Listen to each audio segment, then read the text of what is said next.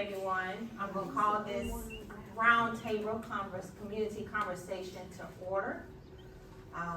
My name is Mayor Robinson, and this is Ms. Latoya Miller, and she is our moderator for today. I'll hand it over to you. We will have the invocation by Ms. Margaret Robertson.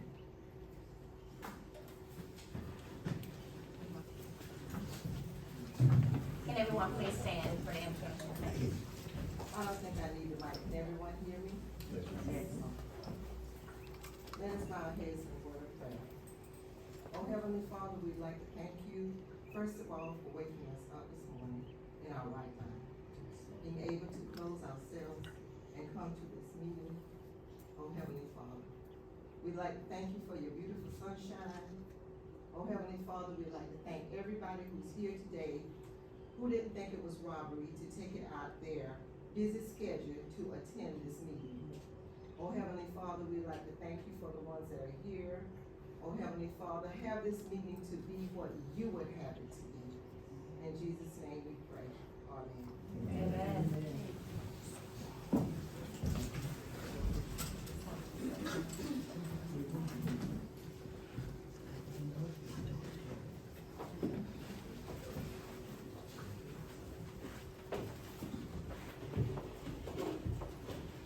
Be advised that we are here to have a conversation about the concerns or issues that the citizens of Lake City may have within the city of Lake City. We do not have all the answers, but we do have each other to collaborate with, strategically plan and conquer these issues together.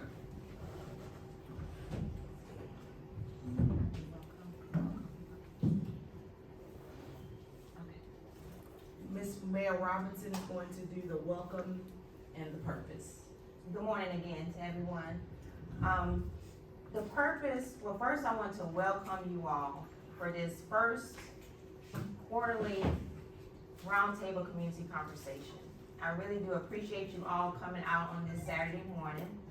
I know everybody has a busy schedule. I do as well. But just to see you all in here this morning tells me that we want to come together to make sure that our city continues to grow. The purpose of this roundtable community conversation, like our city administrator, Mr. Hall, William Hall, says often, everything starts with a conversation. A conversation is a dialogue between two parties that are speaking and listening to express and understand each other. There may be disagreements, but that's okay. But we must come to a common ground for the betterment of our city. The purpose of these quarterly roundtable community conversations are to have those courageous conversations that will bring attention to matters that need to be and will be addressed in our communities and city as a whole. We are all here with a shared vision and goal. That vision and goal is to make sure our hometown, the city of Lake City, continues to grow, stay safe, and stay clean. These are the top priorities of a mayor's role, to make sure that these are being executed on a daily basis. It's not all up to one person. It's not all up to one community, one department, one organization, one church, or one entity, but it's up to all of us. We all have a part to making sure that our city is clean, safe, and continuously growing. So with that being said, let's talk, let's listen, let's plan strategically, and let's be the change we want to see in our city. Thank you. So my question to you is, how can I help? And the question from my staff and administration is, how can we help? First, we'll address the questions that were sent to me through the link that was provided on our city page. And I'm going to go through those questions first. You had an opportunity to go to our city page link and to send in questions and concerns. I'm not going to state the person's name or the citizen's name who actually sent these questions in, but I'm just going to to, just state their question and concern. Before I do that, I would like for the panel of my staff and administration to introduce themselves. First, I'll start over here with Latoya. I'm Latoya Miller, I'm administrative assistant. Good morning, everybody, and welcome. And my name is William Hall. I'm the city administrator. I've been with the city for 15 years. Good morning, Joseph Cooper, Deputy City Administrator, Chief of Police. Good morning, Brandon Carter, the Executive Director of Finance. Patrick Miles, Major, Police Department. Rick Sims, Public Works Utilities Director. Keisha Dickey, Water Department, Customer Care Manager. Let's direct it to the back. Randy Durkis, Fire Chief. And I'm Donna Tracy, Public Information Officer. Chief Driggers like to observe, which is good. Okay, so the first question that was sent to me, a concern, a statement was, I am very concerned about the sewer and water condition in Lake City. The problem that started on Dancing/Rogers Avenue and continued to 52. The condition of aging pipes, no houses to rent, not enough multi-family houses, not enough green spaces in black neighborhoods, cleaning up abandoned housing, making use of the area where the Lake City Community Hospital used to be. And as I go through these questions, I'm gonna give a staff member at least 5 minutes, whoever it pertains to, if they would like to address that question. The question on the water is, those are two different issues. The one on Dancing Street is actually stormwater. The one on Highway 52 is actually a gradual flow sewer line. You don't have to. The line that's repaired on Highway 52 is actually a sewer line that's put in 1958, and it has been replaced. We have a lot of issues with our system, because it is an aging system. The water system's over 100 years old. Some of it dates back to probably 1917 maybe. Sewer system's not quite that old, but it probably dates back to the late 40s, early 50s. We are working on some problems. We got some grants that's out now that's available that we're working on. A lot of it is the sewer problems that we're working on. Got a place to be repaired. I think it's a skip. We're currently working on trying to get some new lift stations in. Palm Circle is one of them. That's an aging system over out the Graham Road. That's going to be a new pump station installed over there. A lot of upgrades is coming down the line that we're currently working on. But it usually takes a year, 2 years sometimes, maybe a little longer to get some of these things in, shoveling the ground, so to speak, from taking off from first conversation, I guess, to getting the grants and everything worked out. Mayor, if I may add, housing. Yes. We, like the mayor started off with her conversation this morning, the first step is a conversation. I was interim in 2021, I was put in city administrator in 2022. In 2021, we started talking about Blythe housing. We started the process of a grant. Grant is in place. We have 38 addresses, and we will be bidding out on 8 asbestos houses, and we will be bidding out on 4 non-asbestos houses to be tore down. There is a process that happens, and it's a legal process, and we have to meet the guidelines set forth by the federal government when we apply for these grants. This process started 5 years ago. We're now at the point where we have bids out, a bid request out, we're waiting for the results to come in, and by law, that bid request has to stay active for 30 days. At that point, we'll have a bid opening and sue who wins the bid to start tearing the houses down. So it takes a conversation, but it took 5 years to get the federal government to say, here's your money. But we also have to make sure we have the matching funds to go with it. So we have to plan accordingly. On the housing, a conversation we started in 2021, March. We need housing. We have people. We have police officers and firemen that are serving this community but can't live here because we don't have housing. We have teachers that don't live here because we don't have housing. We recognize that. We're in conversation with developers, we're in conversations with people trying to get them to come to Lake City and look at the property we have. We're trying to build houses on city property. It's a conversation we've started, it's a conversation we're continuing to have, and we're moving forward, and we're taking advantage of every opportunity that knocks on our door. What's the other? The area where the Lake City Community Hospital. That's a legal matter. That was an issue that every one of us pretty much inherited. We hear everyone saying we don't want the building to deteriorate. We are in the process of talking, a conversation. We don't know the details. We have now FOIA'd the details, the paperwork, the minutes, the contracts, so the city itself, and we can be brought to speed on exactly what was agreed to when they took the hospital out of our community. What we need to do to try to get some type of medical facility there. Again, I go back to the mayor's first statement. A conversation has begun, and that is the first step for anything we do here at the city, is start with a conversation. And that's what I offer to you today, that we are conversating, and not just conversating, but we're doing action and doing the steps that's needed to move forward and make this community grow and be a positive aspect for Florence County. Thank you, William. Thank you, Ms. Lee. Anyone else on that statement? I want to back up. I do apologize.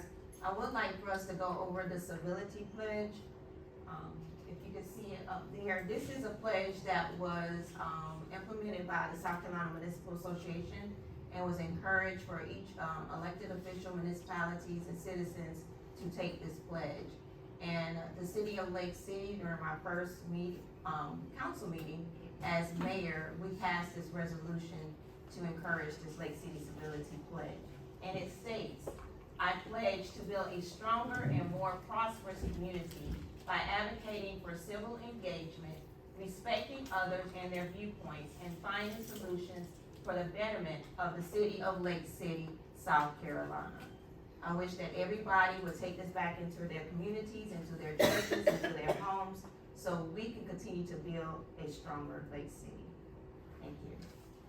Our next question that was sent is, in my neighborhood, Benton Street, there is a house adjacent to my house that burnt down a few years ago. It's an eyesore that I am faced with daily when going and coming out of my house in the neighborhood. Please let me know what actions that I need to take to have it torn down and removed for the beautification of my neighborhood. Who would like to take that question or statement? Chief Triggers, you have any information on that particular house, please? There's 5 houses on Benton Street. All of those are in the process to be with the CDBG grant, so all of those are in the process to be taken down, all 5. And the CDBG grant that we have in place now is for a certain number of properties that we placed on this grant for the demolition project. Hopefully, the next CDBG grant that we receive, we can go to another set. But we have to start somewhere.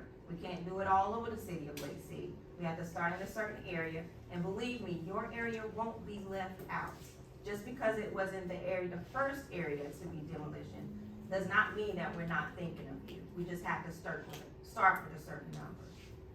So please be patient with us as we do so.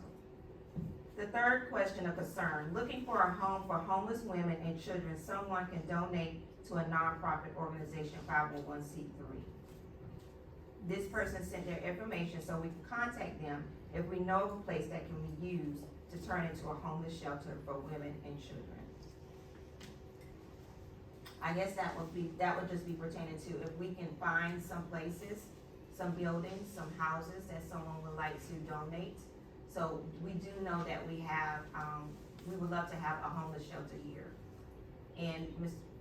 Chief Triggers, would you like to say on that as well? Yeah, I'd like to elaborate a little bit on that. That involves a little bit more detail on people have a tendency to realize when you take a home and you convert it into a homeless shelter, you actually change the classification of the building. So a lot would go into that. So we would actually be looking for a commercial building or something that would have to be brought up to code. So there would be a lot of regulations involved in doing that. Thank you.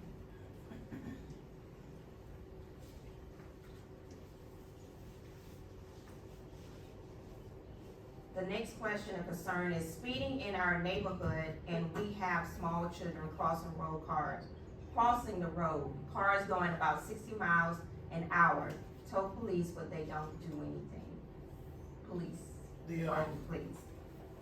that, I guess that individual didn't give out the location of the speed and stuff, so what we do is, I can tell you, I'm sorry? I can tell you. Okay. That wasn't my question, but that's why I'm here. That's fine. It's going on Charles Street every single morning. An officer could sit there right in the parking lot and with a radar and give out legal tickets all day long during the rush hour to get to work that goes down Charles Street. I live off of Dancing Street, and for 2.5 years we had peace there because you were working on the sewer at the end of Dancing Street. But now that Dancing Street is reopened, quite often in the mornings, people rushing to get to work will come down Dancing Street that way too. My neighbor had a sign put up, please slow down, children and pets at play. I suggest that we put speed bumps, the type that are removable, like you put during art fields down Main Street, to go along Charles Street in front of the park and Dancing Street where it's a school zone. I live right behind the primary school. And I would like to add to this, and I'm trying to remember the name of the street that intersects with my street, because they'll come right off of Main Street and zip through there. I mean, and they're flying, they're going 60 miles an hour. That's not an exaggeration. But there needs to be some speed bumps there too. People need to slow down. That's a school zone as well. The side of the school is on that street, okay? And they come off of Main Street and they're zipping through. It needs to stop. A child's gonna, what's it gonna take? Somebody getting hit? When they come through, they're coming through there fast. I walk my little dogs on leashes, and I've had to pull them back and, on grass. It scared me at times. My neighbor on the corner, he had a vehicle actually come up on his property, and there were big skid marks in his front yard. They lost control. And another thing about it is people using the park at night, and then they leave the park. They have made Dancing Street and along Charles Street the trash heap. They're throwing their trash out, and it's not the school, because I've talked to the principal of the school, and for a while she had picnic tables underneath the trees by the big fence that's on Dancing Street. But the children, I thought it was the children initially. No, the picnic tables have been moved. She has trash cans near those picnic tables. She was very happy to work with me. And a lot of this trash is beer cans. I'm gonna let the police department answer your first question so we can stay on at the time limit. I'm sorry. And can you state your name, if you may? Oh, I'm Deborah Wheeler. Devin Wheeler, thank you. I'm gonna let the police department, Yes, ma'am. We kind of anticipated the traffic's gonna increase in that neighborhood after the road was open after several years, but now it's a cut through. We understand that what we're doing now, we're watching that traffic, we're having officers over there for the last couple of evenings, and we can do a little bit more in the morning time, because we're being asked to actually control the school area, that you will be more visible to see what we have over there, to try to come up with some type of remedy to slow that traffic down. The speed bumps were, it still is an option on the table. We wanna make sure it satisfies everyone in that area, and at the same time, it serves its purpose, because sometimes we can put countermeasures in place that will be more of a hindrance than it would to help. So what we're gonna do is what the National Highway Traffic and Safety advised, do an assessment to see what we have instead of just acting on impulse and on emotion, just put something in it to remedy it, but it may hurt you. And I agree with you on that, there is an issue with traffic going through there. As far as the park over there, that would be a county issue, that's not the city. So that would be a Jason Springs question. Okay. Yes, ma'am. Well, that's fine. Yes, ma'am. But we definitely, But I will also say one more thing. There are underage drivers of golf carts that drive too fast through my neighborhood. From the park, down Academy Street, through Dancing Street, through the rest of the neighborhoods. And I'm sorry, some of them don't look to be more than 11 or 12 years old, and they should not be driving golf carts. well, we have a statute that covers the golf carts on the road that must have insurance to be registered. We don't worry about the age of the person. What we're gonna do is, Really? no ma'am, the Well, stat. I've had a pet that got hurt, dead, and I know he was bumped by a golf cart. Yes, ma'am. My condolences about your pet, and I understand what you mean, and I understand that you have a passion for what you're talking about now. All I'm saying is in the legal aspect of it, the way we approach to keep it uniform for everyone, not looking at race or gender and stuff like that, we look at what the law says. The law says if the golf cart is on the roadway, it must be registered, must have insurance. When we approach that golf cart, once it violates that, then we look at the age of the driver. What we would like to do, because Lake City is so used to having golf I carts know throughout. you're used to it. If they're so used to it, what we're gonna do is, we're gonna give them a, kinda like a time frame that we're gonna enforce this, because everybody's so used to it, this seems to be the weather and the season now that everybody wants to ride out in the golf cart. Once we put that in place, giving them notice that we're gonna be enforcing it, to keep everybody on the same sheet of music, no guilty person will escape. But we're gonna give them a heads up first, because right now, everyone learns in this neighborhood, the way we grew up, everyone pretty much learned how to drive on a go-kart. I know. So instead of just punishing just a couple of people that's doing it, we're gonna give everybody a notice, so when my officers do stop them, it won't be, I didn't know. I wanna say, and I agree with that, but I do wanna say, some of these children are doing dangerous things. I've witnessed them with a rope and a child on a skateboard behind the golf cart, and the golf cart was pulling that skateboard with the child on the rope. I mean, I said something to them. They know Miss Deborah. Next time you see that, just call 911 and we'll come over and we'll help you with your voice. Thank you, Ms. Deborah. We're going to, due to time and respect for everyone else to get their question and concern in, we are recording this, we are documenting this, and we will be doing follow-ups for any other questions that we may have, more answers to. So our next person, and please, for everyone else, please limit your concern and question to 2 minutes, so we'll have time for everyone else to ask a question. And yes, I have to do a time limit on it, so due to respect to others.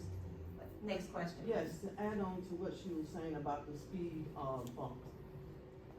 Lake City is big and Lake City is small. You would have to do all the streets, because you got people speeding in every community. And I have an issue with that as well, not just Charles Street, you got Landing Street, you got the whole Lake City. They don't care, they speed on 52. They don't care. And you gotta be so careful how you talk to people these days in time, because they'll hurt you. Yes, we want the same thing in our community, but speed bumps, if you got money to do that, put them on Green Road as well. You got children everywhere in Lake City.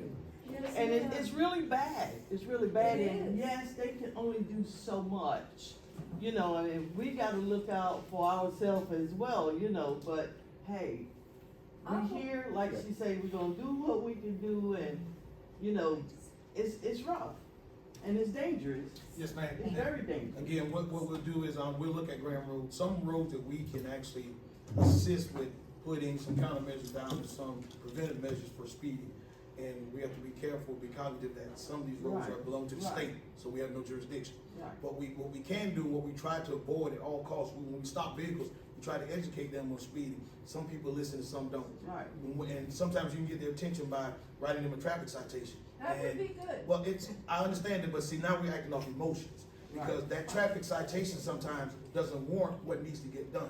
Now, when we do write a citation, which the state law says that we have full autonomy to do so, no one can control that. When we do see that a traffic ticket is warranted, we actually have that person come to court and stand before the judge and make their statement as to why they did what they did, or at least plead guilty or not guilty.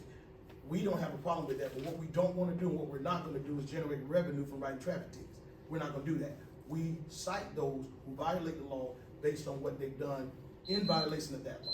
So going forward, what we'll do is, we know the traffic is there. We know it. We see it every day. As Lake City starts to grow, the traffic influx start to grow. And there are people who actually exceed the speed limit many, many miles over. We get that. We've actually had people pass us at a high rate of speed while we have a vehicle stop.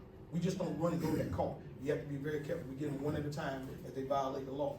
But we definitely will look into those speed bumps and those countermeasures based on where they're at. And you know, Okay. this gentleman is I'm next sorry. now, I'm sorry.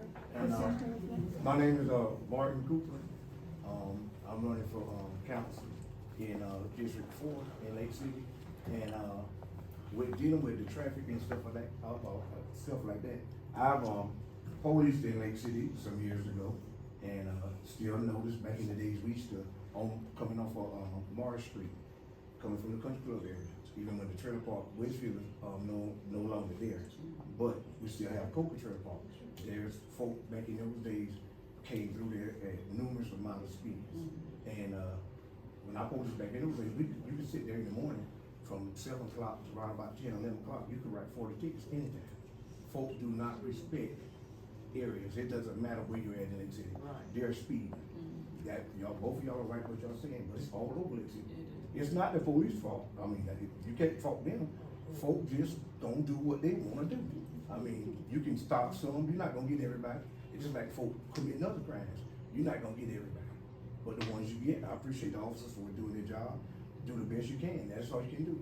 And citizens can come with crime watch and stuff and give back, feedback to the police officers, and they can come in areas and try to make it better. That's the only thing you can do. You know, sometimes they're stretched to the limit doing their job too. You don't know it until you actually get into the field of doing it. And if you're not out there, you don't understand what's going on.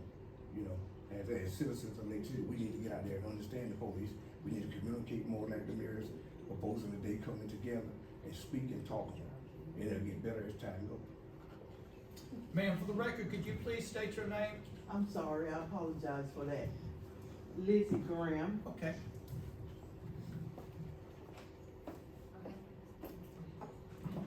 She's ready to mic.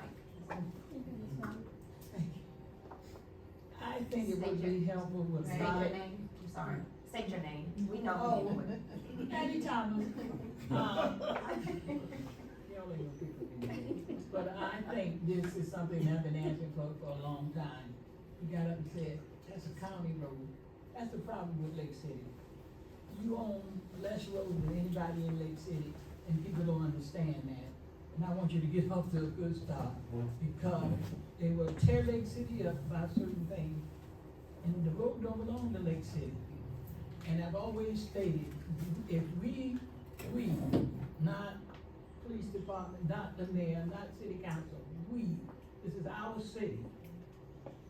Somebody knows everything's going wrong in this city. Someone got it in your house, okay? If we want a better Lake City, then we must work together. Community, police department, city council, and our new mayor. And we have to lift her up. She's new. She's brand new. But with our help, we can make her better, all right? But I think the thing that would help us the most would be if we had a map and we knew where those roads were.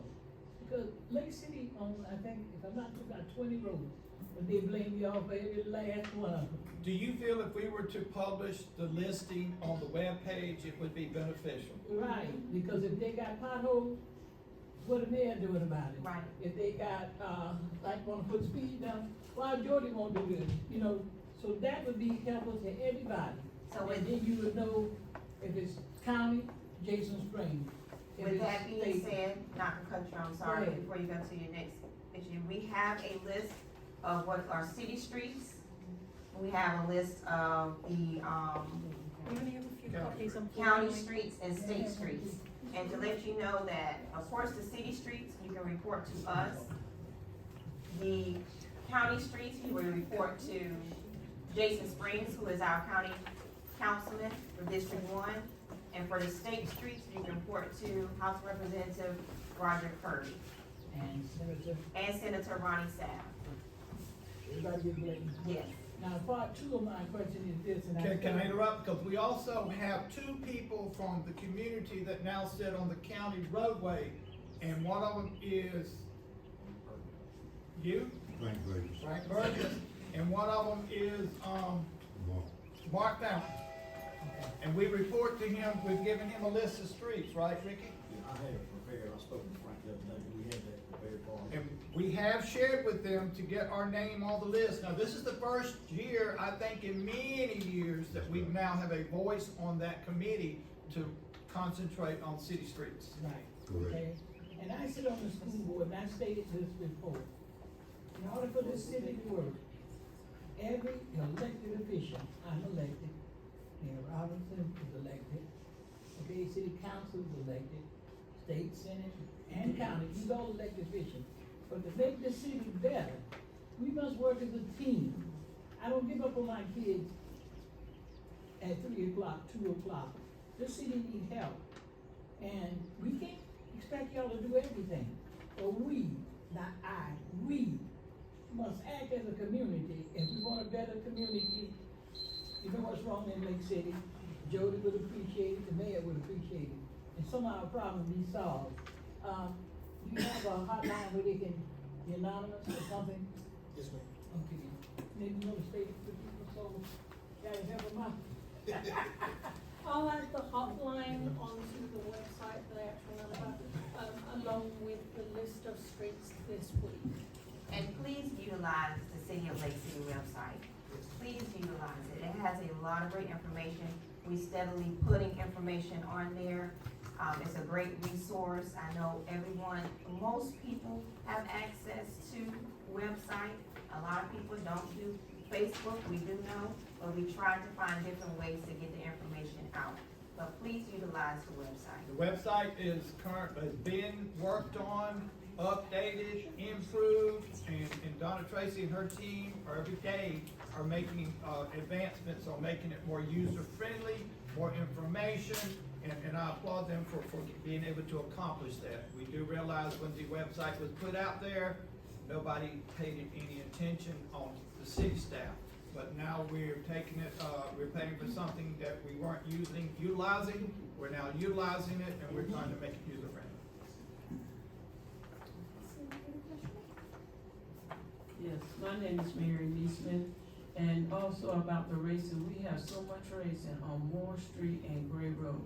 They were actually almost, you can't get through Gray Road when you come to this stop sign. There'd be cars lined up waiting to race, running down to, Ronald McNair Nursing Home. They are racing up and down. I'm afraid that somebody's gonna turn a car over and hit someone's house. Motorcycles and cars, they are racing. So, you know, we live in a neighborhood, we're afraid that the car could run into our homes, and we're sitting right there. So something needs to be done, and someone else had mentioned that, they called the police, but they said they couldn't do anything because it was the state or another county, I believe, is running into Williamsburg County, so they can't do anything. Someone said to call the Williamsburg County Police and let them know, but it's very dangerous. Around about 4 or 5 o'clock, when the weather's pretty outside, they begin to race and line up. Yes, ma'am, with that, and with the officers, I think when they respond out there, because they was concerned about the speeding, Gray Road, Moore Street, toward, the nursing home out in that area, it is Williamsburg County. And what we asked them to do is advise the caller, and they should have told you or whoever called that it is in another jurisdiction, to which we have no control over. So we would ask that you, if you see this happening or see it coming up, you can call 911. You can remain anonymous, you don't have to give your name. They know where the call is coming from, they don't know who you are, okay? So if you call and say, well, I wanna remain anonymous, but I wanna go ahead and report what I see, they understand that they're not gonna give your name out. Don't let anybody fool you, they're not, okay? They won't and they can't. You call them, it's in Williamsburg County. like now, if you wanna call Williamsburg County Sheriff's Office, you wanna ask for Sheriff Gardner, Stephen Gardner. He has resources just like I do. He'll probably go ahead and get the highway patrol, to actually go ahead and start patrolling out there, looking at these guys that's out there racing. We know they race, you can see them walking on the road. Yes, ma'am. But they don't become our problem, believe it or not, and it's sad to say it this way, but that's the way the law is written. That is some of the things, or at least these are some of the things that we need to look at when it comes to legislation and these individuals who are in elected positions, who can change the law. We are law enforcement, again. We only can enforce what's on the law. But people always hold the police accountable. It's your fault. No, it's that person you voted for. That's the legislative fault. You wanna change what we do, you change the dynamics by changing the law. The law says we will assist when called upon, but we have no jurisdiction over that. When they come down Moore Street and they enter just before you get to Davis, coming up toward Winkie, oh, they belong to us then. Yeah, but definitely, if they call, and they have a protocol. Williamsburg County does highway patrol. We all work together when needed, but it has to be called to them and they must request us. Once they do that, and it's all hands on deck, we'd be more than happy to help them out. Yes, ma'am. Chief Jody, could you explain the situation? My house already got run into a hundred. But, Davis Street is unique because it's city and it's county. Yes, ma'am. And that needs to be explained as well, and I think we only have 2 county police patrolling that area. I'm not sure about those dynamics. That would be a sheriff's office question. Yeah, I Now, think it's 2. Yes, ma'am. You know, but, yeah, I've been a victim of that already. It wasn't racing, it was a drunk driver. Like, houses gone, everything. But it's unique. One part is city, yes, ma'am. then it go county, then it go city. That's why I said we need to know our road. Yes. Even with the police, because, the city police was sitting right here in front of my house, can't do nothing for me. Then we on the county, so there's different dynamics with Right. streets in Lake City. There's certain times and certain things that we can do to help alleviate a lot of these laws and enforce the laws. And they know when to act and when not to act. As far as the county and Davis Street, it goes in and out with what we call in and out. As the city grows and the county expands or shrink and how annexation goes, when we bring things in for, I guess, for purpose of population growth, they go in and out. So there's some parts of Davis Street that you can actually ride down. Like, for example, you could be on the left side of Davis Street, that's in the city. Everything on the right is in the county. And it's just across the street. But the street is city because we use that as conveyance to get where we need to be. And at the same time, it is controlled by the state. There's a lot of variables there. So as you go further down on the left, Ray Street, that's county. But as soon as you turn on the McGregor off Ray, you're in the city. One left turn, you're in the city, city, county. It does this all around the city, but with that list of streets, one phone call to 911, okay, not to Mr. Frank Burgess. Call 911, cause they can pull it up on the map and tell you exactly what's going on. They'll send the proper resources and the right law enforcement needs to where you need to be. That's all you need to do.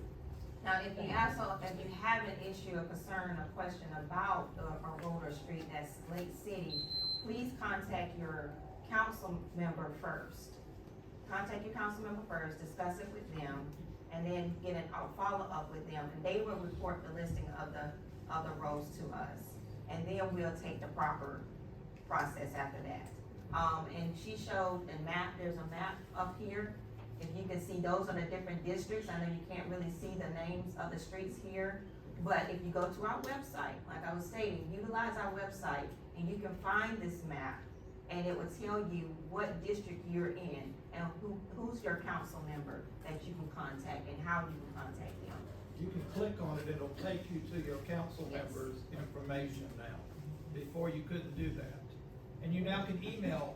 Yes, if you click on any of the district numbers or the areas that they cover, it will take you to your council members page.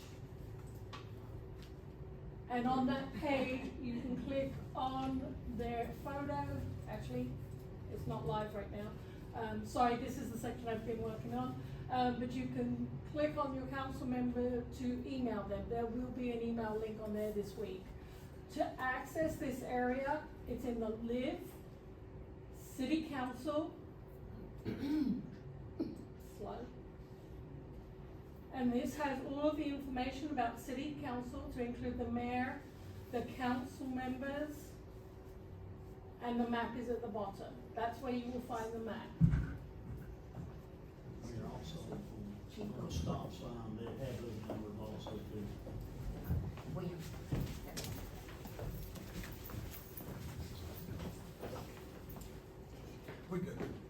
Excuse me. Go ahead, I'm sorry. I was just saying, on the state streets that they have, there is an ID number on that stop sign.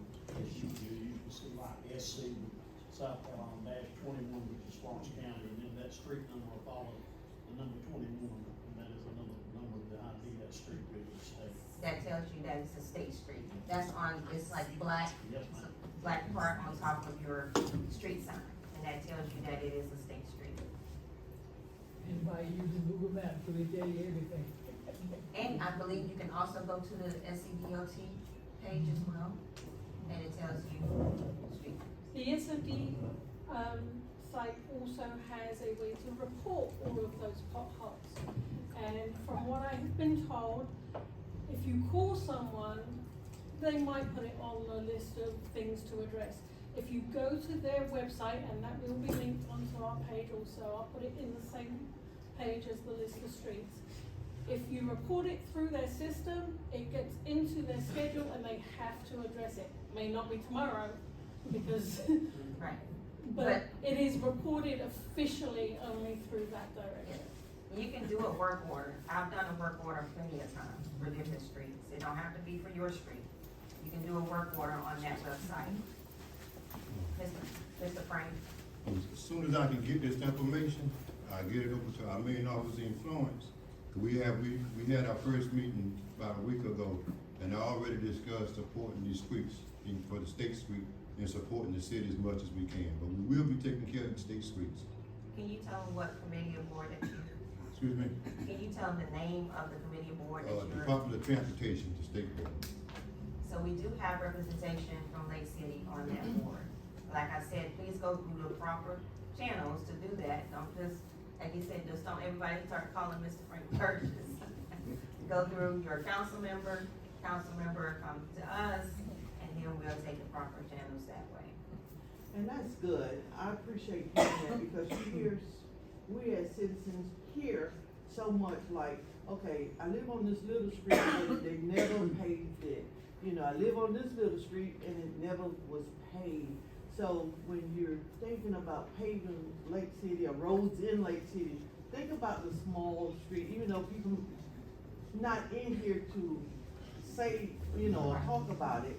So kind of like think about the smaller streets around town. Like you say, you can't hit them all, but what's this, 2023?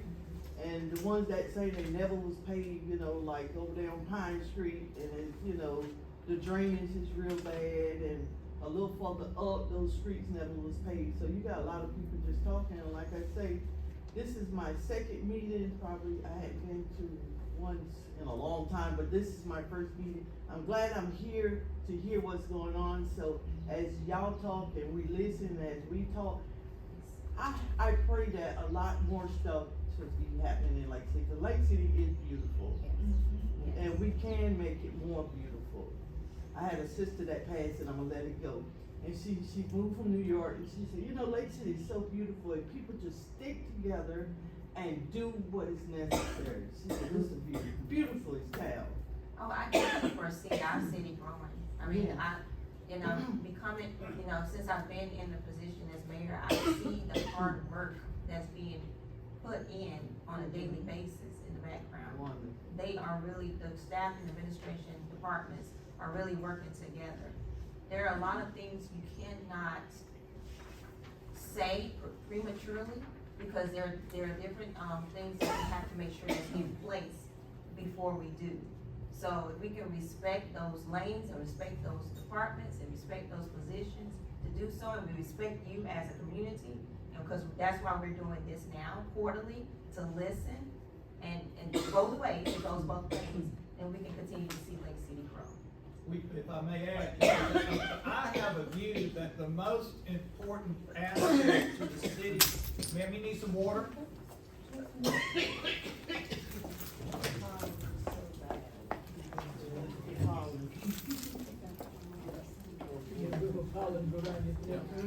While they help her, but I have a firm belief that the most important asset we have here at the city of Lake City is the citizens, and then our staff. Our staff, we have no, our turnover is null. Our employees are happy to be here to serve the community, and that's the most important thing, because if they weren't happy to serve the community, we would be getting shoddy work. So when we're brought to the attention of something needing to be addressed, they jump right on it. So I applaud the staff for what they do for the community, but it takes one conversation, it takes one individual, it takes us all pulling in the same direction to make sure that we achieve one common goal, and that's the betterment of this community. Thank you. Yes, I have a question. The young lady mentioned a few minutes ago about. Your name, please? Valerie Hooker. The young lady mentioned about drainage. I'm just wondering, I know we were talking about county and city roads. Are the county and the city that's responsible for the particular road, responsible for the cleaning out of the ditches on those same roads, or is that, You're correct. that's how that would work as well? Vicky? Yes. Yes, and usually, well, the city doesn't have a whole lot of ditches that we have to maintain, unless it's a city, ditch, but a lot of times, the state, Norfolk County will take ownership of that ditch when it crosses private property, so sometimes, you know, that gets kicked out along the way, just about, I hate to say it, till emergency happens, and sometimes the city has to step in and do something of that nature. We do, have some storm drain projects, that's coming up, three of them, yeah, probably April and May, is probably gonna be starting the bids, in phase two of the storm drainage project on Highway 52, which is gonna entail Thomas Street all the way back down to Carver Street, right behind CVS, the church, and the old bus stations with George Simmons office now, all that area, working back through Delano, going all the way back to Carver Street. That is fixed to be in this project. This particular ditch actually originates up at Wesley United Church, that's the church on, Deep River.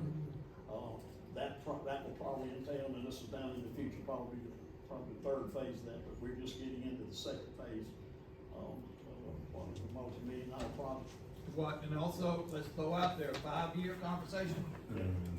5 years, so we've not yet dug yet. Also, the Ackline Street project is in the beginning stages of, being designed. And I know everybody knows that the flooding that occurs up on Thomas Street by the Dollar General, and then on Thomas Street, that's by the Moore Street intersection, and then. Thomas Street. CVS. And that's a 2-year conversation. Already a 2-year conversation, we're still on the design phase. But all that will be worked out. Those problems hopefully will go away when all this is done. But there's a lot of work, storm drain, water and sewer is in the works, is, 1 year, 2 and 3 years out before, but it's getting work done. Because through this process, we're looking into, getting funding from the state, so we have to wait on state.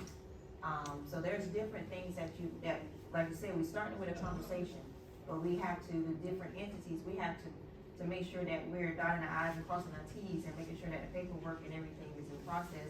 They do their assessments to make sure they can do all that they need to do. And in regards, I mean, everybody realizes we have an aging infrastructure. We have now started the conversation to address that aging infrastructure, and we're starting to talk about what we need to put in place to address it in the future. Because right now, the city is maintaining and is growing, but we've got a stagnant tax base.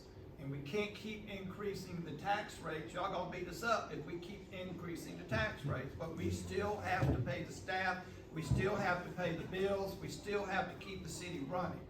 But we are now talking about ways to put up some money in the bank so we can then start investing in correcting our infrastructure. So it's not like you say, oh, the water's bad, the water pipe's bad, the sewer, we know that. But we gotta make a plan, we gotta have a conversation, and we need to implement that plan and that conversation so we can move forward. And we have started that conversation to put something in place. Yes, ma'am. Just to piggyback that a little bit, we don't wanna be a bother to the city, we understand. You're not a No, bother, no, you are the city. Let me You finish. are. Let me finish. I don't want us to be a bother to the city when y'all already know about the situation. But is it better for it to be in writing from people in the city that this street needs to be done, this street needs to be done? Or do we just need to let y'all handle it where y'all are now? You tell us, because You see, tell us. some things may come up Yes. that's more important than something else, and we can look at it and say, this needs to be addressed immediately. You are the eyes in the community. Yeah. You And I- are the eyes and the ears. And if you, So that goes along with the police department. You are the eyes and the ears. Anything, whatever you see, please let it be known to them. You know, and the same thing goes for each and department. if you use that email to your council member, that puts things into an official rotation. But I think that if a council member, if you represent the area, you should tell them, and they should be exercising their fiscal, whatever fiscal means they can do to get something done about it. If I'm a council member in the area, and it's bad already, and I got elected, I might have been there 12 years as a council member, I ain't did anything, why would you keep putting him there? If he ain't gonna do nothing, you don't need him. Exactly, Get then that's rid of when you get the Put somebody people there in that's the gonna do community something start about it. wondering what they can do, what they If this do. council member sitting there doing nothing. We You got gotta a answer good that. example here. Many years ago, they sold off our solid waste department. Got rid of them. How many of them know what the headaches we went through? How many? How many know? All right, now let me ask you a question. Have we improved the service to you by bringing it back onto the city? So there's a good example of what we take care of ourselves. We just have to put things in place that we can take care of ourselves, because at the end of the day, who else is gonna take care of us? Nobody. That's right. It would be helpful if the city had like a 5 or 10-year plan they could put out, and that might decrease the amount of questions everybody asks, and then they can fill in the blank. We're working on a 5-year plan. We got a list. We look at it every year. We also look at that cost factor, because every year the cost goes up. You know, ladies spoke to Graham Road about it, I was just looking at the list I put together, we've had about 12 to 13 streets that were paved, in the last several years. A lot of them were done with Bessie Springs, the county done, the city streets, and DOT, did a few of them. And also actually had the water lines, on these streets, they were replaced, and, well, we don't have to go back into them when they pave them. So if you don't drive all the way across town, you might know what street on the other side of town has been paved, but they've been all over town paving, over in Deep River, over East Main, Graham Road, about 12, 13, I believe. It does take time, it does take funding, so we do, we do pay attention. It just don't happen as quick as people like it to happen, but, we do pay attention. Ms. Payne? I have a question, I have a question and then something else. State your name, please, ma'am. Jane Player, Okay. are we getting recycling back? We are looking into that, and there is not a market for recyclables right now. We even looked at a grant. We have one on the table. It is a conversation, but the first thing we wanted to do was get the garbage back up and running. I think it's running smoothly, so now that it's running smoothly and everybody's in place, that is a conversation I'm having with having with the city's grant writer right now, because there is a grant out there that could help us put that back in place. But first thing we need to do is find a market on where we're gonna take it when we accept the recyclables. Right now, there is not a market. And another thing is, I'd like to congratulate the mayor on having the Lake City Youth Council. And I don't know if the city knows about that, but I think that's wonderful, and if she has time, could you explain a little Well, bit about that? It's still in the works, but I did introduce it to council my first year on council. I introduced it, and the Lake City Youth Council is made up of a group of students here in Lake City, area, and from the grades 10th through 12th grade. And this youth council, it will consist of students just learning about our local government, how our local government works, what it can do, and how they can help them, and how they can be a voice in our community. So that's how Lake City Youth Council. It was kind of, I thought, putting on the back burner a little bit since I was running and, for mayor, but that will come up again. I have not let that go, because we need to hear from our youth. Thank you so much, Ms. Payne. My name is Spencer Player, and talking about these streets, my concern is Main Street. Yeah. I work one day a week in, like the city, in the trucks, coming through Main Street. I mean, somebody going speed limit. I'm talking 45, 49 an hour. I mean, they are barreling through Main Street. We don't get anything from these trucks but tearing up our road. No truck stop, they don't stop, they don't getting gas, they don't getting food, they just barreling through, tearing up our roads. So we have the, speed bumps doing park fields, why not leave them there all year? I know it's a state road, I know it's. Send your concerns to, your state representatives. We have already communicated in regards to exactly what you've stated. And we need the public to also beat our state representatives up about Main Street so we can get something done. The more people that call and email and mail your concerns to our state representatives, the better they gonna hear us, and then we have more clout when we say it's time to do something. And the little intersection right back here. CS6, y'all, is something being done with that? We're working, I'm in conversation with them to complete their work. I'm talking about, putting a barrier, lights or something, because that's the second time something happened right there. With the train around? Yeah. Yes, actually, with you stating that, I know there's been a number of train derailments lately in not just our area, but in different areas too. And, they actually just came up with, and I'm sending an email to my staff come Monday morning, to look into this, but the federal government, I think is gonna be implementing an, Railway Safety Act for, 2023 for any areas that want to, look into this for railway safety in their cities and towns. And I think we're gonna be one of the ones.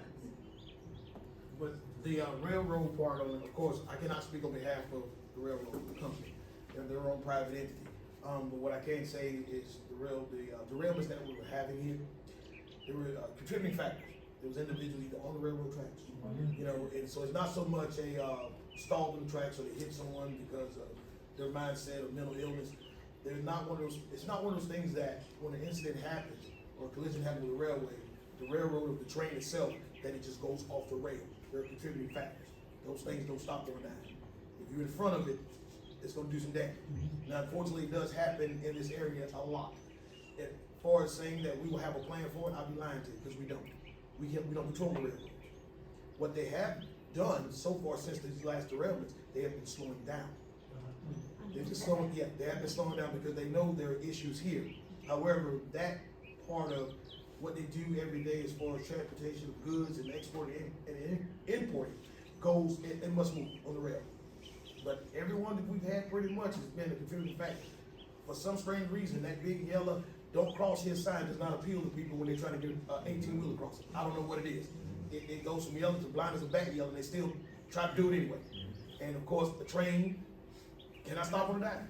Then you have an individual who contributed to this last one, or one before that one, just by merely just not paying attention, didn't really know the streets and just drove on the tracks. It happened. We had a young lady who had a medical condition who drove up on the tracks and started going the wrong way. But the train was called ahead of time, but these things happen. What we're trying to do is educate everyone to understand what these trains will and will not do. And there are a lot of concerns about it. And I want to tell you now, and I want to express this to you, God forbid if another train does derail. These things happen all the time. Different parts of the state, different parts of the world. Do me a favor. Do not run up to these tracks. These trains carry chemicals on them. You're going up there, if you're nosy, you will die at that spot. The fire department does not run to these locations. The police do not run there. You can scream all you want to. Go down there, they just derailed the train. We're making phone calls to find out what was actually on that train. Yes. We're not going. Yes. But if you want to satisfy your curiosity and be the first one to Snapchat, go right ahead. Educate people. Just don't want Ohio Yes. incident happening in Lake City. Exactly, yeah. And That's the reason why this act is going in place Yeah. now. It's got to be, be mindful of what you do. Right. I'm sorry, I'm going back a little bit.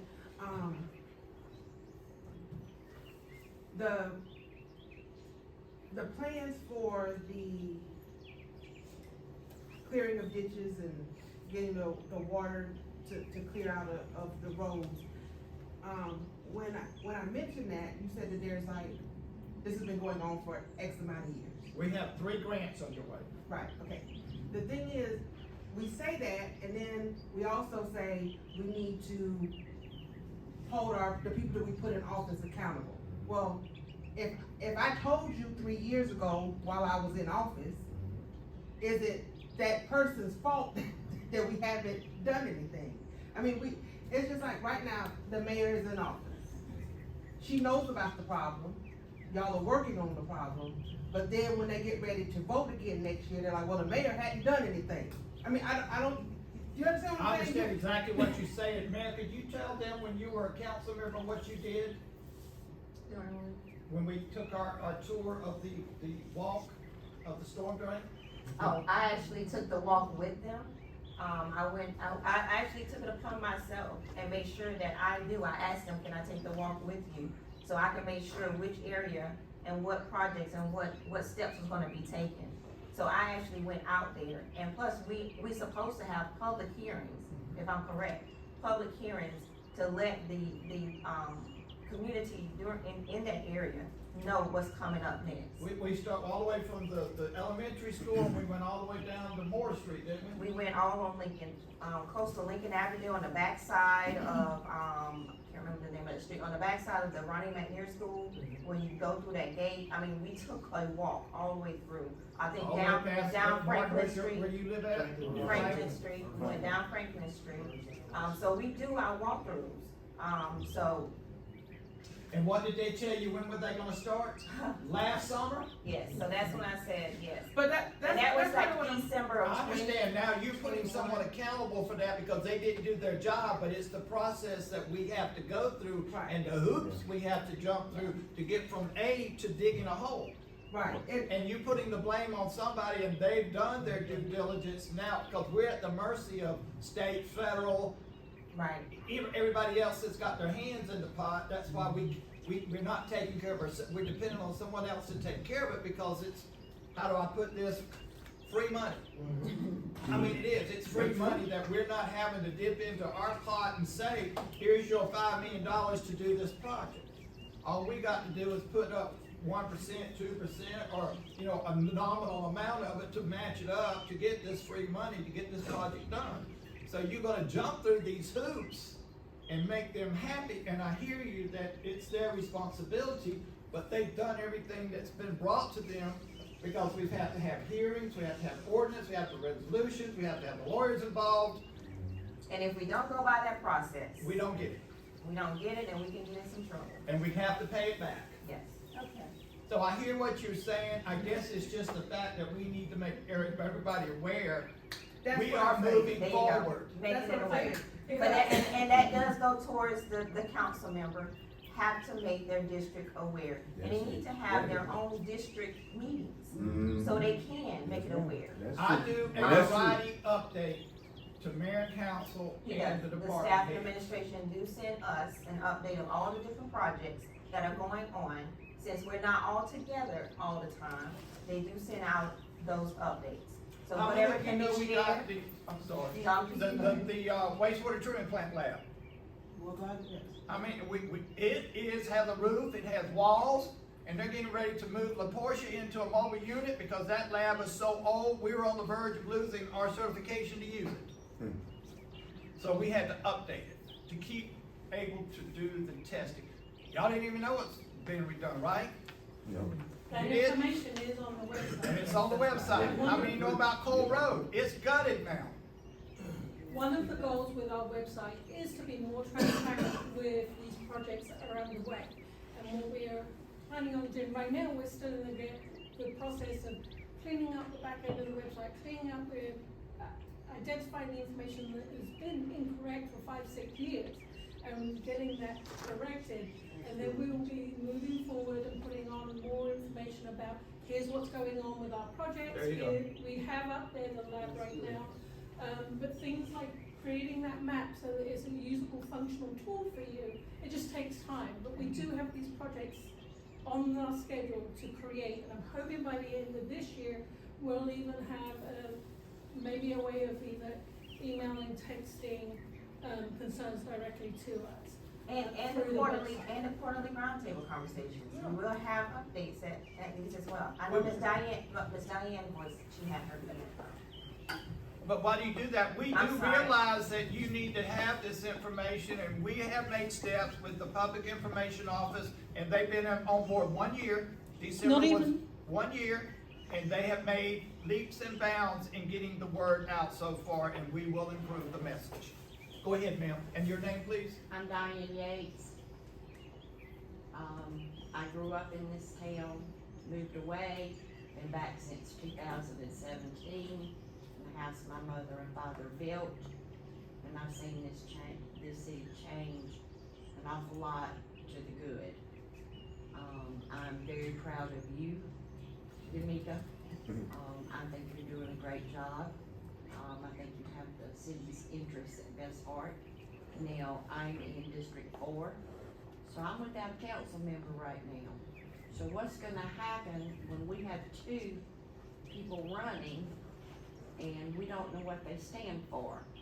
So I think that they need to have, a forum or whatever you call it, a discussion so we can hear what either one of them is gonna bring to the table, so we'll know who to vote for. I can say that won't be up to the city to actually do, you can't get in the middle of that, but that will be up to the candidates, whatever they like to do. And, you can definitely find out the information from them. Any organization that wants to host a forum, Yes. they are more than welcome to reach out to the candidates and make those arrangements. And I would like to add, we do have information about when that special election will be held and where it will be held. It's on the back table here. Please utilize these resources. I know everybody, most people have church service in the morning. Take it to your church, let it be announced, because we have plenty of resources in the area to hand to people and to let people know where they can get food, clothing, shelter, any rent or utilities, support. We have it on our website, and Ms. Donna will put it up. We don't want anybody to be lacking. We are for everyone. So please utilize those resources. Okay, I have 3 more things. I wanna go back to the, paving of the streets. Are you paving the streets, or are you just patching the streets? Because the patching is not doing any good. The age limit on the golf cart, there is an age limit to drive a golf cart in the city limits. When I moved here, I had to have insurance put on my golf cart. I had to be covered, I had to get a sticker from the DMV, to drive my golf cart on the city street. And I cannot drive my golf cart except in a 35-mile zone. Going back to the ditches, you call the county says it's the state. You call the state says it's the county. We have a lot of flooding on Anderson Street, which is a dead-end street, and, you know, something needs to be done because all the water drains from the front of the street all the way down to where I live at the end of the street. There is racing on Morris Street all the time. There is shootings all the time. I know the difference between a firecracker and a gun. And there is a lot of it going on. And I will sit here and tell you that, if it keeps up at my house, in my backyard, I'm gonna start shooting back. And I'm tired of it because I don't know if they're shooting at my house, they're shooting at whatever, but it needs to stop, and it's been going on quite a long. Now, Chief, you and I have had this discussion before, and you said you would take care of it. Well, you did, and it stopped for a while, but it's back again. I know there's different hunting seasons, and they're shooting during different hunting seasons, but enough is enough. And because when you're outside, you don't know whether to hit the ground or not. So, that needs to be checked into. I'll give you an incident. This week, my dog wanted to go outside, and it was between 3:30 and 4 o'clock in the morning. And I was half asleep and half awake. And I let my dog out and have a fenced-in area where she can go out and do her business and come back in. Well, I had giggling and laughing between 3:30 and 4 o'clock in the morning. So I called my dog back in. Well, I didn't think anything about it until the next morning, and I checked my Ring camera, and there are 2 people standing in my yard. That's scary. Okay, That's my scary. thing is, if they would have come up to my door, I would have shot and asked questions later. Because at 3:30 in the morning and 4 o'clock, you're up to no good. So you do not patrol my street, because it's a dead-end street. There are elderly people who live on that street. There are women who are there by themselves, and it needs to be patrolled a little bit more. I'm proud of our police department. I'm proud of our city, or I wouldn't have come back to this city. I think we have come a long way, and I think if we work together, we can make it that much more better. Thank you. If I may, Ms. Jackson, I may say a statement. I mean, in the past, we've been short of officers, it's no excuse. But there's so much you can only do with the few you have in place. I understand We have that. given them, they have, been given a larger head count, and they're almost at 100% staff. But we're bringing them on fresh and sending them to school, so we can teach them the proper way of being a police officer in our community. They're almost there. So hopefully in the near future, we'll see more activity throughout the neighborhoods. And with the golf cart, I guess what I was saying with the golf cart is, age is a factor when you're dealing with a golf cart. But because we don't have the ability to look at someone and guess your age, when we stop you, you do the violation. That's why I say age wasn't a factor. We don't know how old you are just by you driving by. We can't do that. Is there any fine with that violation? There is, but let me answer the question first, about the golf cart. So as we move on to the community and the gunshots, we understand that these gunshots happen. We try our best to enforce what we have and what we can see, what we can actually prove beyond a reasonable doubt, giving that person, that individual, a chance to defend himself, his or herself in court. So we have to do it the right way. And our approach sometimes may be a little bit, I guess, older in how things are done, but that's the way the law is written for us to do it. Now, the individual that were outside your house, that was standing out there and stuff, and I imagine you called the police, because you called 911 because they just scared you that bad, you would have called somebody. No. Okay. I was half asleep, and Understand? I called the next morning because I called my daughter. She said, "Mama, check your Ring camera." Right, and they were out So there when I doing it. checked my Ring camera, there they are. Yeah. You know, Yes, ma'am. you can't really see. There were 2 white kids in my yard. Right. Well, if you brave enough to come in my yard, you brave enough to lay down on the ground, because you're a threat to me, and I Understand. fear for my life. Right. Just make sure that you understand that statute. I do. Yeah.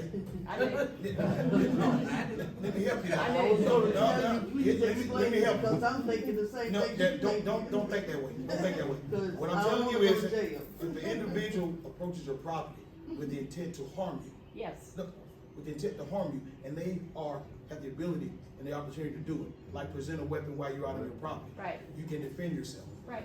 If you're in your house and someone walks in your property, you do not have the legal right to shoot someone and kill them. Because you don't like the way they look, or you don't like the way they walk around your property. Can't do that. How about if That- they, that- You can't do that. Right. Okay, don't do that. There is no statute, there is no license giving you the authority to do that except what's in your mind. You can't do that. Right. And we will prosecute you and we will arrest you based on that. So we, as police officers, we do not legislate morality. We cannot control what a person does when they pull a trigger across town.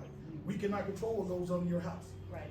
We often sometimes arrest individuals with the right mindset and the legal cause to do so based on what the law says. We have actually had people leave the county after being arrested, come back because they're allowed a bond. Come back to Lake City, and I get a call on my phone, Chief, he's back home again, y'all just arrested him. It's not my fault. That's your legislative body, these people that you elect, that comes every 4 years that y'all don't see no more. Well, I'm When they come back from the county, they come back in the city, and guess what? Someone gives them a gun. They shoot again. We've actually went out here, we've been chasing individuals for many, many months with ankle monitors on that are out on murder charges, that are still committing murders. Once again, it is not the police fault. We would take that in consideration because we bear this every day because we're community service. We're used to this. But do not get your emotions and your feelings hung up that it's our fault. Because if you understand the law the way you say you do, you would understand that it's not the police that actually creates these laws. We law enforcement, and there's a difference.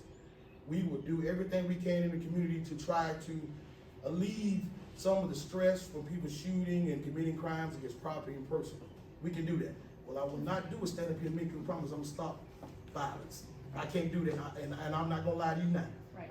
We will try to assist you as a citizen with your Ring camera to help us investigate and bring these people to justice. I can't guarantee you this person that stole your rake or break into your storage house and took your zero-turn lawnmower is never gonna come home from bond here. I ain't gonna make that promise. I'm not gonna lie to you.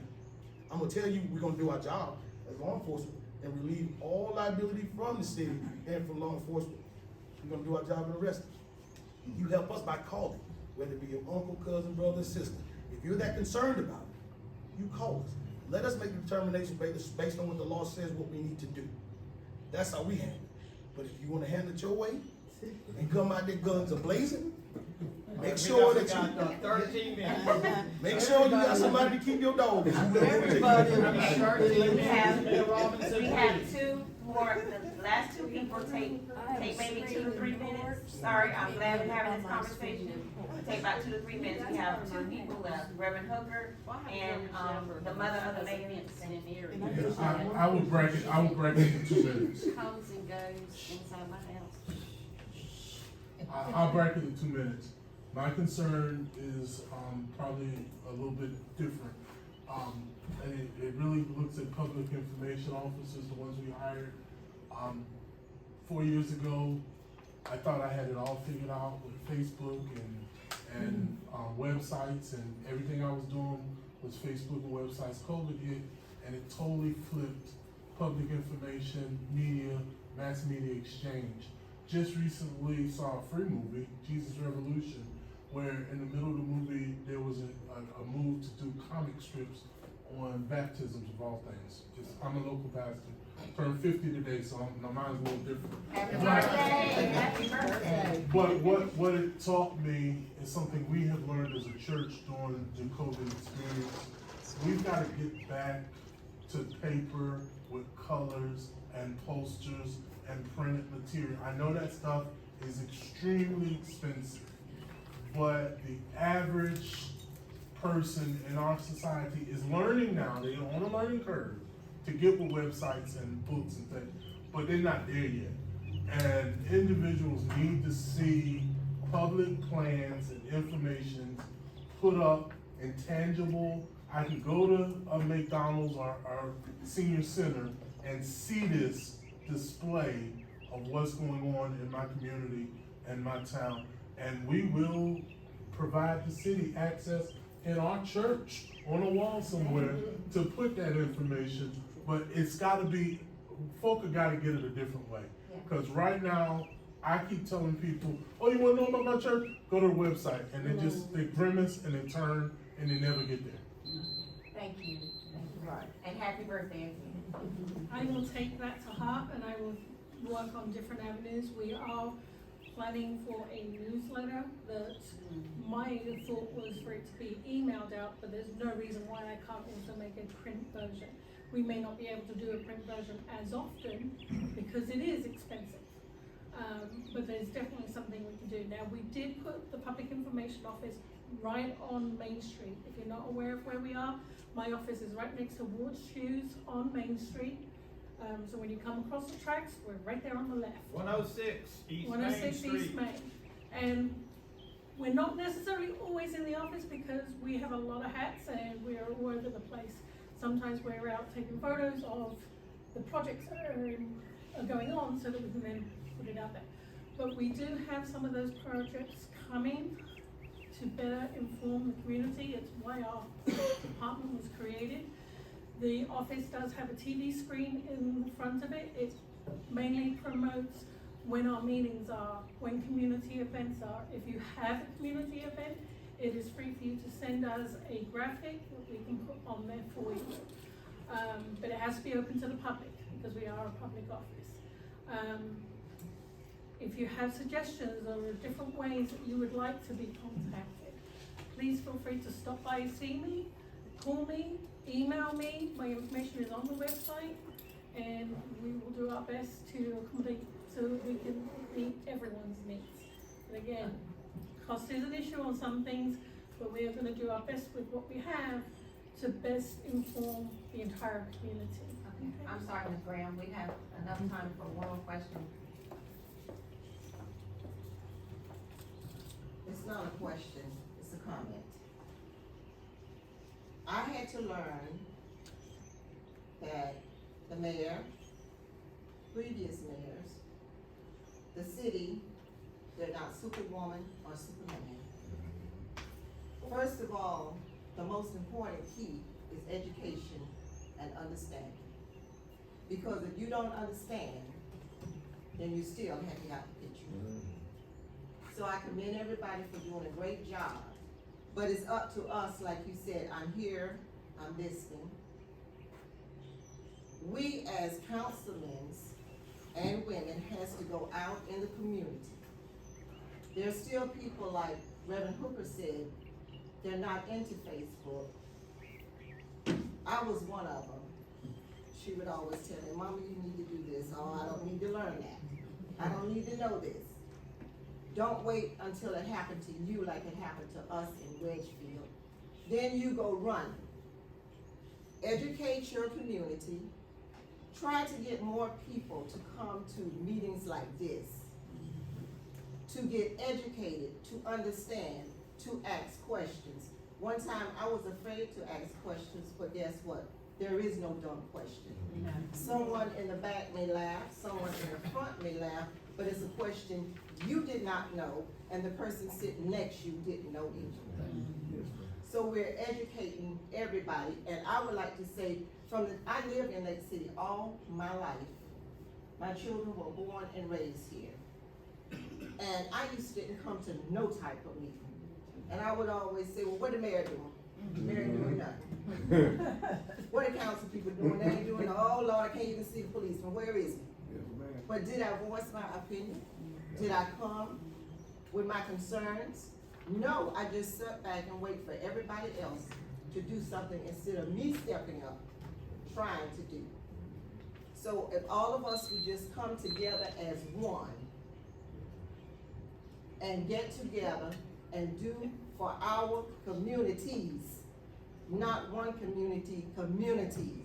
If you see something going on wrong in my community, let it be known. Don't just sit back and say, oh, well, that's over there. That's their problem.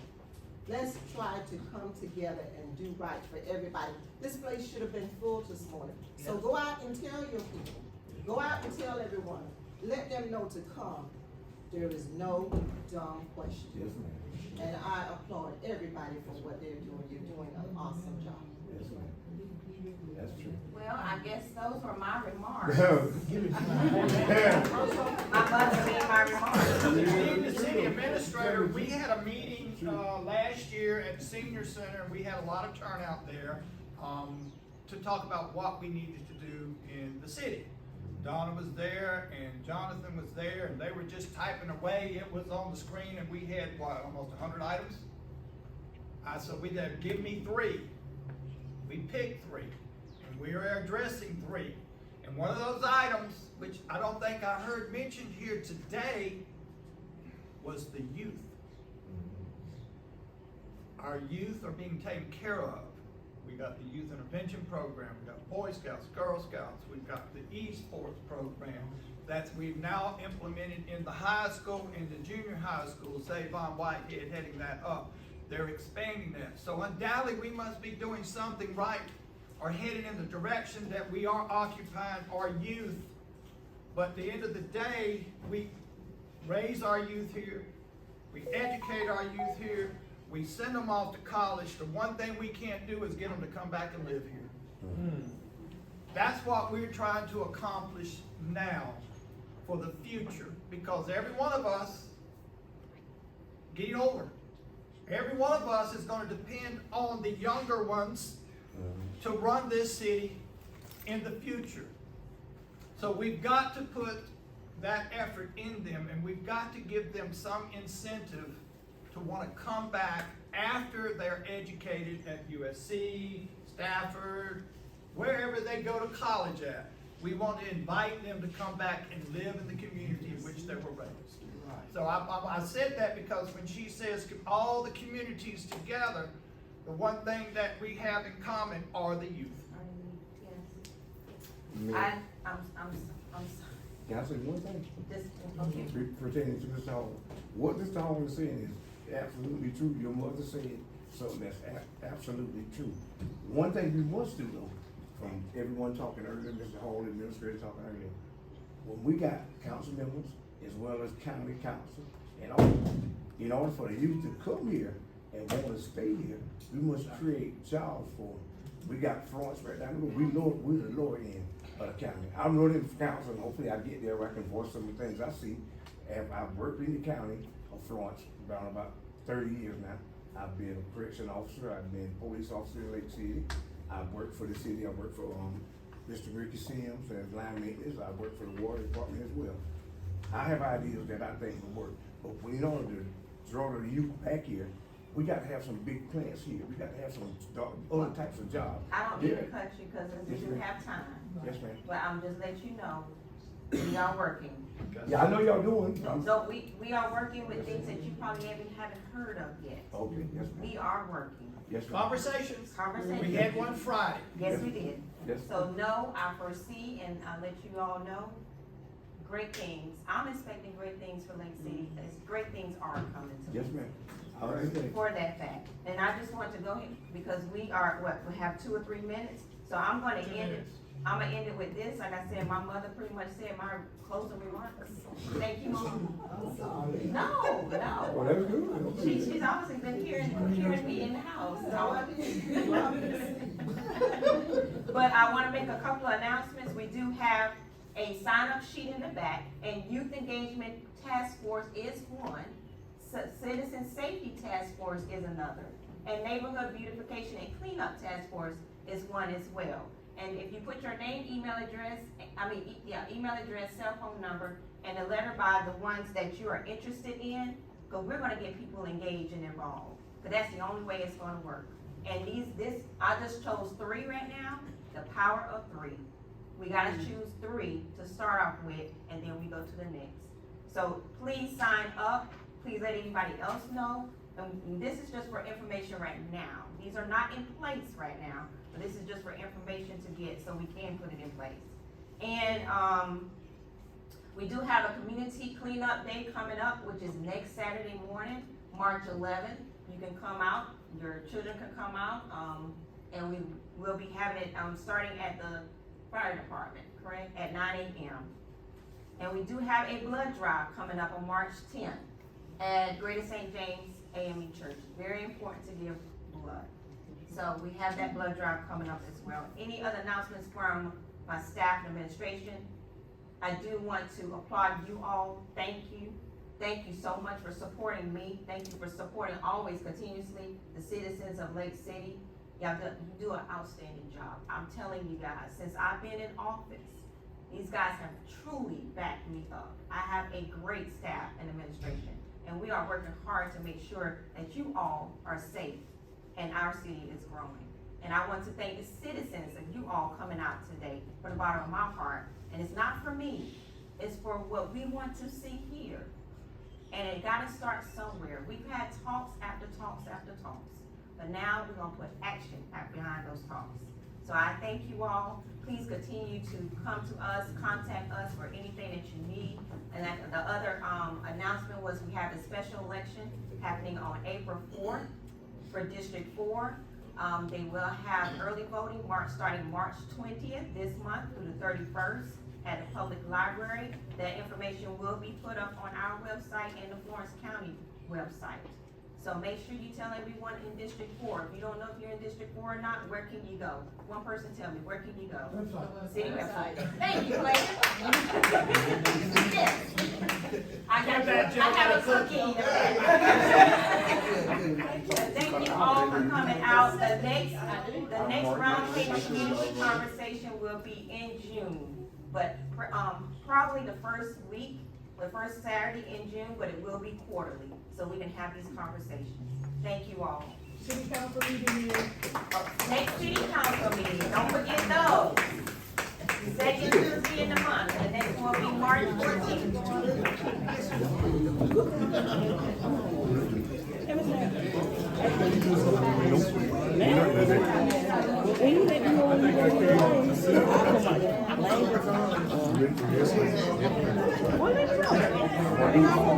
Lie to people.